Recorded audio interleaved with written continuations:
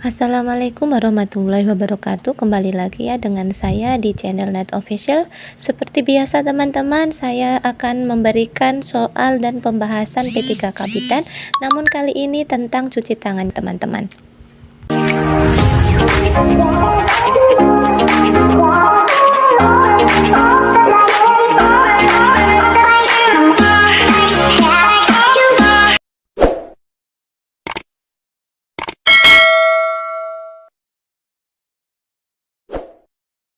Baik teman-teman, sebelum kita ke contoh soal, kita ke pembahasan dulu ya teman-teman. Mencuci tangan itu apa sih? Mencuci tangan adalah proses yang secara mekanis melepaskan kotoran dan debris dari kulit tangan dengan menggunakan sabun biasa dan air, menurut Departemen Kesehatan tahun 2007. Lanjut kita ke pembahasan berikutnya. Yang tadi menurut Depkes tahun 2007 teman-teman. Sekarang kita menurut WHO tahun 2009. Cuci tangan adalah suatu proses atau tindakan membersihkan tangan dengan menggunakan sabun dan air yang mengalir atau hand scrub dengan antiseptik, yaitu berbasis alkohol. Ini adalah menurut WHO tahun 2009 ya teman-teman. Oke, kita lanjut ke pembahasan yang berikutnya. Apa tujuan mencuci tangan dengan baik dan benar? Yaitu mencuci tangan secara teratur dapat membantu mengurangi penyebaran penyakit dan menghindari infeksi. Selain itu, mencuci tangan juga dapat membantu menjaga kebersihan diri dan lingkungan sekitar. Jadi ini adalah tujuan dari mencuci tangan dengan baik dan benar ya teman-teman. Baik, kita ke pembahasan ya.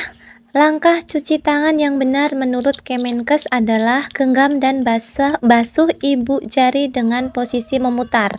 Gosok bagian ujung jari ke telapak tangan agar bagian kuku terkena sabun. Lalu gosok tangan yang bersabun dengan air bersih mengalir. Keringkan tangan dengan lap sekali pakai atau tisu gosok punggung jari ke telapak tangan dengan posisi jari saling bertautan. Nah, ini adalah uraian cuci tangan atau langkah cuci tangan yang benar menurut Kemenkes ya teman-teman. Oke, kita ke pembahasan yang berikutnya teman-teman. Berapa lama waktu mencuci tangan yang benar? Nah, mencuci tangan yang benar dilakukan dengan menggosokkan tangan menggunakan cairan antiseptik atau hand scrub atau dengan air mengalir dan sabun antiseptik yaitu hand wash.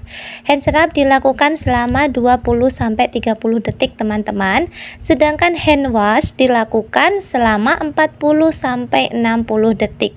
Ya, paham ya teman-teman? Tadi kita membahas tentang hand scrub dan hand wash. Sebenarnya apa sih hand wash dan hand scrub itu? Ya, karena di sini ada berapa jenis cuci tangan, yaitu ada 2 jenis teman-teman. Yaitu yang pertama adalah cuci tangan dengan menggunakan air mengalir dan sabun yang disebut dengan hand wash, dan yang kedua adalah dengan menggunakan cairan yang mengandung alkohol 60% sampai 70%, yaitu hand scrub ya teman-teman. Ingat tadi berapa waktu penggunaan mencuci tangan dengan hand wash dan hand scrub ya? Pasti teman-teman masih ingat ya. Kalau hand wash itu 40-60 detik, sedangkan hand scrub itu 20-30 detik ya teman-teman. Oke, kita ke pembahasan yang berikutnya teman-teman.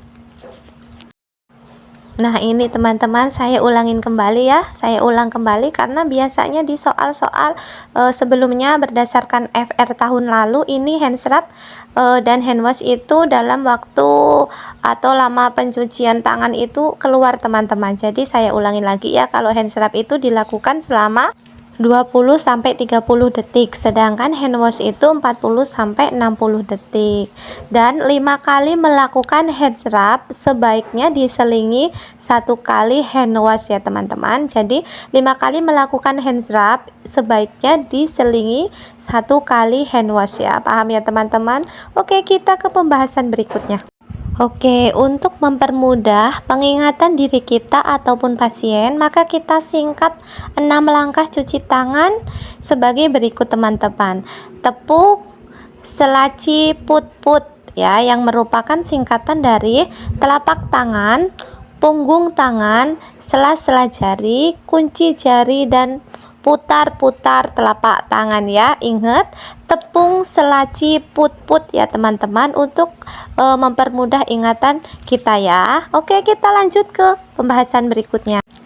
Apa yang terjadi jika tidak mencuci tangan? Jika Anda mengabaikan cuci tangan, maka Anda berisiko terkena banyak masalah kesehatan. Misalnya, Anda bisa dengan mudah terkena pilek, diare, keracunan makanan, terinfeksi bakteri E. coli dan bakteri Salmonella, dan masih banyak lagi ya teman-teman. Oke, di sini kita lihat apa saja indikasi mencuci tangan. Yang pertama yaitu sebelum menyentuh pasien. Lalu yang kedua, sebelum melakukan prosedur aseptik. Yang ketiga, setelah melakukan prosedur apapun ya teman-teman. Kemudian yang keempat, setelah menyentuh pasien. Lalu yang kelima, yaitu setelah menyentuh daerah sekitar pasien. Ini adalah indikasi mencuci tangan bagi tenaga kesehatan ya teman-teman. Kita lanjut ke pembahasan berikutnya. Oke, kita lihat ya berapa aliran dan suhu air yang tepat saat mencuci tangan. Setiap kali para sukarelawan diinstruksikan untuk mencuci tangan pada suhu air yang bervariasi, yaitu kurang dari 60,79 derajat Celcius atau 100 derajat Celcius. Mereka juga diminta untuk menggunakan 0,5 mili atau 1 mili atau 2 mili volume sabun ya teman-teman. Kita ke soal ya. Namun kali ini saya sudah memberikan jawabannya langsung ya teman-teman, untuk mempermudah teman-teman belajar ya. Yang pertama di bawah ini definisi pengertian cuci tangan atau hand hygiene yang benar adalah yang B ya teman-teman, yaitu tindakan membersihkan tangan dengan menggunakan sabun atau antiseptik di bawah air mengalir atau dengan menggunakan hand scrub yang berbasis alkohol. Ini adalah jawaban yang benar dengan pertanyaan definisi atau pengertian cuci tangan hand hygiene yang benar ya teman-teman. Soal yang kedua, berapa lama waktu yang dibutuhkan untuk cuci tangan dengan menggunakan air mengalir atau hand wash? Ya, yaitu yang C, 40 sampai 60 detik ya teman-teman. Bisa teman-teman screenshot ya untuk semua soal yang sudah saya share dalam video kali ini ya teman-teman, karena sudah langsung saya jawab ya. Oke, kita ke soal berikutnya.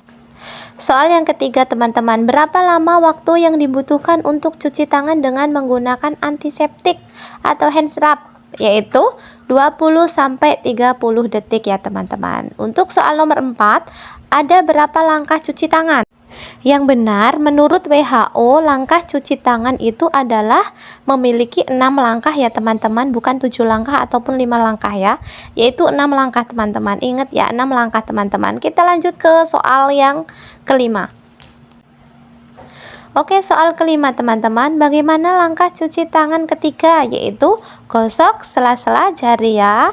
Lalu yang keenam, siapa saja yang wajib melakukan kebersihan tangan? Ya, jawaban yang tepat adalah yang D, setiap orang yang bekerja atau berada di rumah sakit. Soal nomor 7, 5 momen atau 5 moments kebersihan tangan di bawah ini yang benar. Kecuali ya, kecuali ini langsung dijawab, yaitu sebelum dan sesudah makan ya, sebelum dan sesudah makan teman-teman. Sedangkan yang B, sebelum dan sesudah kontak dengan pasien, ya benar ya. C, sebelum melakukan tindakan aseptik, benar sekali. Dan D, setelah kontak dengan lingkungan pasien.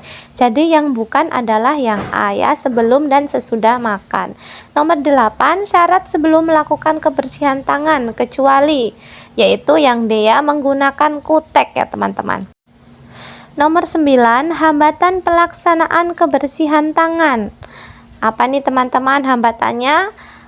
Yang D ya, A, B, C benar semua. Yang A, terlalu banyak pasien atau kekurangan tenaga atau kurangnya waktu, terlalu sibuk. Kemudian B, kurangnya sabun dan tisu pengering atau hand scrub berbasis alkohol. Kemudian yang C, kurang mengerti pentingnya kebersihan tangan. Nah, ini adalah semua hambatan pelaksanaan kebersihan tangan teman-teman. Jawaban yang tepat yaitu yang D ya. Oke, kita ke soal yang terakhir ya, soal nomor 10.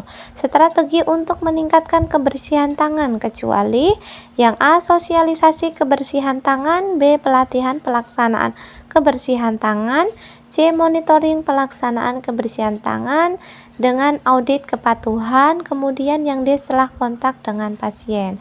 Jawaban yang tepat yaitu yang D ya teman-teman. Baik teman-teman, itulah beberapa contoh dan pembahasan yang dapat saya berikan. Dan untuk teman-teman yang menginginkan contoh soal P3K dalam bentuk PDF untuk menambah referensi belajar, silakan komen di kolom komentar dan bisa baca deskripsi di video saya. Sekian dari saya, terima kasih, semoga bermanfaat. Wassalamualaikum warahmatullahi wabarakatuh.